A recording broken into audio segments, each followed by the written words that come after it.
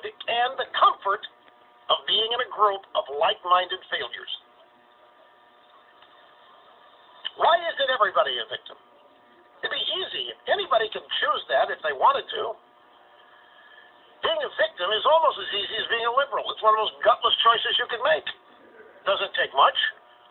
Built-in excuses for failure, built-in excuses for being miserable, built-in excuses for being angry all the time. No reason to try to be happy. It's not possible.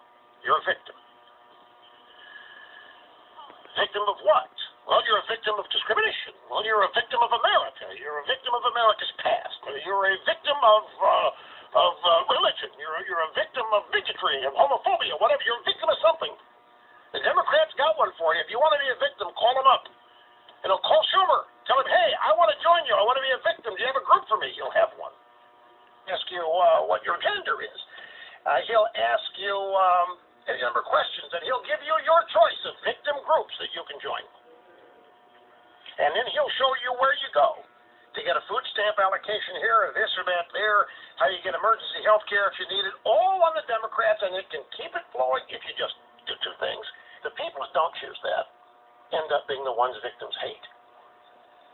The people that choose to face life, the people that choose to embrace it, the people that choose to just soak it up, the people that choose to dive right in and test their limits and find out what they're capable of and how they want to do.